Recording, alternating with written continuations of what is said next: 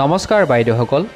অসম ৰাজ্যিক অংগনাবাদী কৰ্মী আৰু সহায়িকা সন্থাই ৰাজ্যৰ অংগনাবাদী কৰ্মী আৰু সহায়িকাসকলৰ বাবে এটা অত্যন্ত গুৰুত্বপূৰ্ণ খবৰ দিছে, যিটো খবৰ ৰাজ্যৰ প্ৰতিগৰাকী অংগনাবাদী কৰ্মী আৰু সহায়িকাই জনাটো অত্যন্ত প্ৰয়োজনীয়।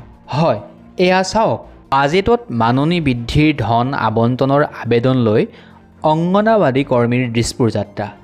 চলিত বৰ্ষৰ 10 মাৰ্চত অসমৰ বিত্তীয় মন্ত্ৰী অজন্তা নেওগে উত্থাপন কৰা বাজেট 2025-26 অসম বাজেটত উল্লেখ কৰিলে যে অসমত কৰ্মৰত অন্যান্য আঁচনিভুক্ত কৰ্মচাৰীৰ লগতে অংগনাবাদী কৰ্মী আৰু সহায়িকাসকলৰো মাননি 1 অক্টোবৰৰ পৰা বৃদ্ধি কৰা হ'ব।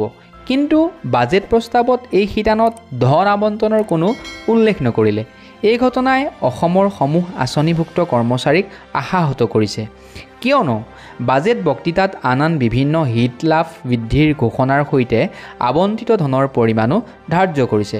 কেৱল আঁচনিভুক্ত কৰ্মচাৰীসকলৰ মাননি বৃদ্ধিৰ নিৰ্দিষ্ট ধন ধাৰ্য নকৰিলে অসম ৰাজ্যিক অংগনাবাদী কৰ্মী আৰু সহায়িকা সন্থাই তাৎক্ষণিকভাৱেই অৰ্থাৎ 11 মাৰ্চত উল্লেখিত বঞ্চনাৰ প্ৰতিক্ৰিয়া প্ৰকাশ কৰি বিভাগীয় সঞ্চালকৰ ওচৰত স্মাৰক পত্ৰেৰে লিখিতভাৱে বাজেট প্ৰস্তাৱত ধন ধাৰ্য কৰাৰ পদক্ষেপ ল'বলৈ আবেদন জনাইছিল।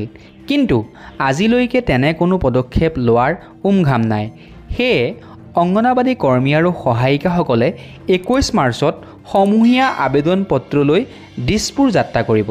তদুপলক্ষে সিদিনা দিনৰ 11 বজাৰ আগতে অংগনাবাদী কৰ্মী আৰু সহায়িকাসকলক সচল ধৰ্ণাস্থলীত সমবেত হ'বলৈ সংগঠনটোৰ ৰাজ্যিক সভানেত্ৰী জয়মতী দাস আৰু সাধাৰণ সম্পাদিকা ইন্দিৰা নেৱাৰে আহ্বান জনাইছে। গতিকে বাইদেউসকল, এয়া নিশ্চয় ৰাজ্যৰ অংগনাবাদী কৰ্মী আৰু সহায়িকাসকলৰ দৰমহা বৃদ্ধিৰ স্বাৰ্থত অসম ৰাজ্যিক অংগনাবাদী কৰ্মী আৰু সহায়িকা সন্থাৰ এটা অত্যন্ত বৃহৎ কাৰ্যসূচী, আৰু আশা কৰিছোঁ আপোনালোকৰ এই কাৰ্যসূচী সফল হ'ব।